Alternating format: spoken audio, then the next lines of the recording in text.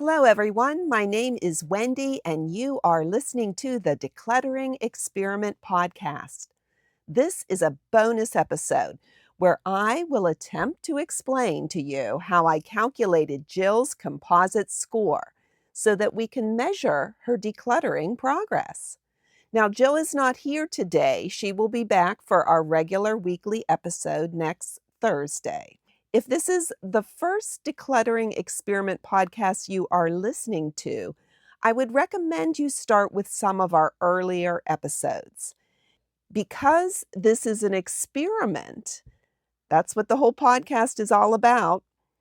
In our very first episode, I surveyed Jill and read her 15 statements, which she assigned number values to based on how she was feeling.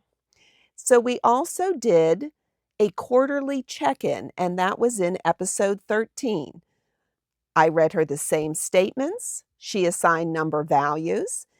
Now, I will say I am not a trained scientist, but I have figured out a way to calculate her score and give her a total composite score so that we can compare every few months and see what progress has been made, if any, as she likes to say at the end of each of our podcasts. Now, when I read her the statements, she gave a number value on a range from 1 to 10. Number 1 meant the statement was not at all true for her. If she gave it a 10, it meant completely true for me. So if you'd like to calculate your own score, I am going to explain to you here today. And you will need to have assigned a number value for each of those statements. So I will read the statements again.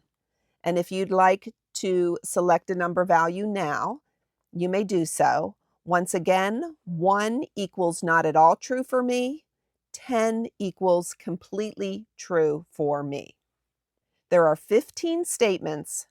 I am choosing not to use 4 of these statements in the total composite score calculations. The statements are: number 1, my house is cluttered. Number 2, items in my house have a designated spot.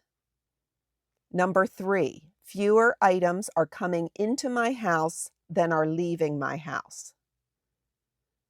Number 4, I have space in my closets and drawers. Number 5, we are not using. This ended up being a test statement or control statement. Number 6, I feel good about entertaining guests in my home. Number 7, if company is coming, I can tidy up in 30 minutes or less. Number 8, dusting and cleaning is easy to do in my house. Number 9, I am easily distracted. Number 10, I feel peace in my life. Number 11, I am making progress decluttering. Number 12 and number 13, those statements we are not using. Number 14, I live in chaos. And the last statement that was read to Jill on episode 1 and 13, we are not using. So now you have 11 statements that we will use to calculate your total composite score. Now, you might notice that some of the statements were opposite, so you really had to think whether you were assigning it closer to 1 value or closer to 10 value. And because of this, we are going to have to reverse code some of the statements to come up with a new adjusted score. But let me share with you the statements where the scores will remain exactly the same. Statement number 1, my house is cluttered. Statement number 9, I am easily distracted. And statement number 14, I live in chaos. Whatever number value you assigned to that statement will remain for the composite score totaling. So for example, Jill said, my house is cluttered. She gave that a 7 in episode 13. It will stay a 7 when we add up all the scores. Number 9, I am easily distracted. She gave that a 10. It will stay a 10. And number 14, I live in chaos. She gave it a 6. It will stay a 6. All the other statements, 11 minus 3, you'll have 8 statements. We need to reverse code. So what that means is, if you gave one of those additional 8 statements a 1, it will now become a 10. If you gave it a 2, the new adjusted score will be a 9. A 3 would become an 8. A 4 would become a 7. A 5 would become a 6.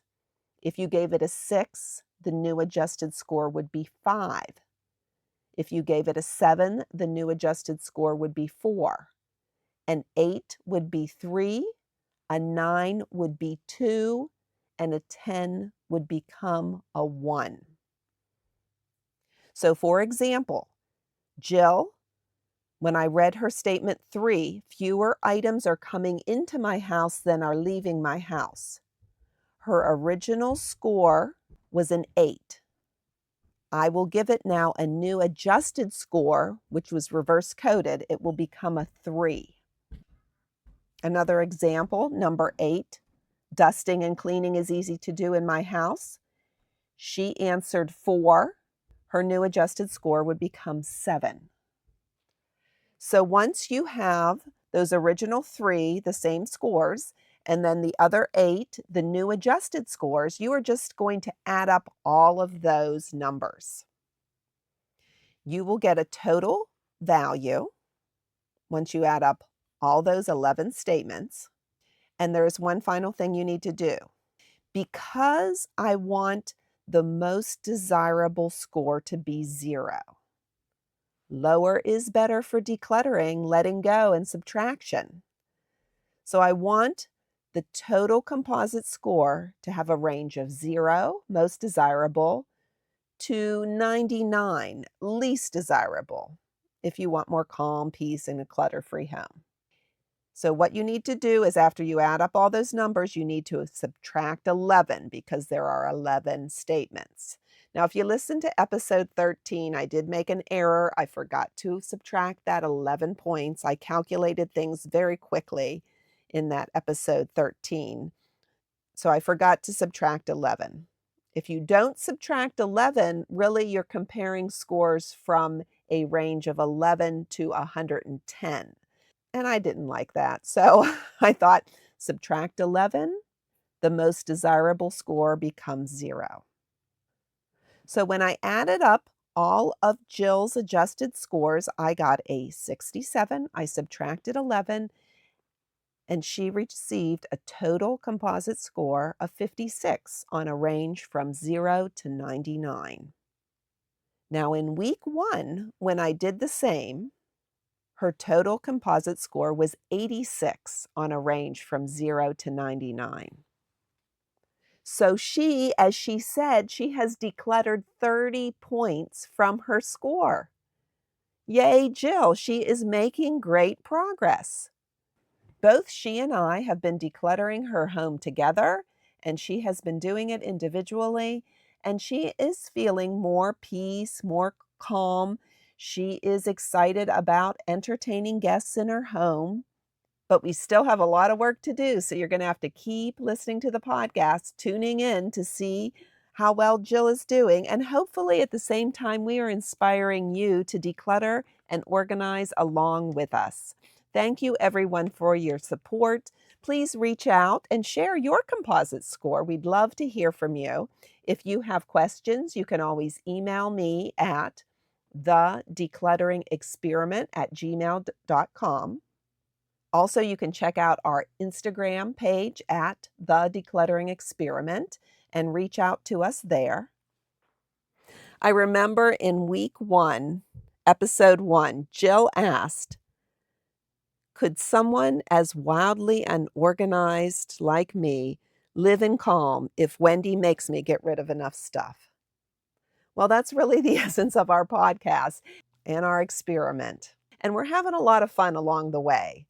So I hope you have enjoyed listening to our podcast. We thank you for your support. We are excited about all the progress that Jill is making, and we are excited for your progress too. Please keep in touch, and we will both see you next week. Bye bye.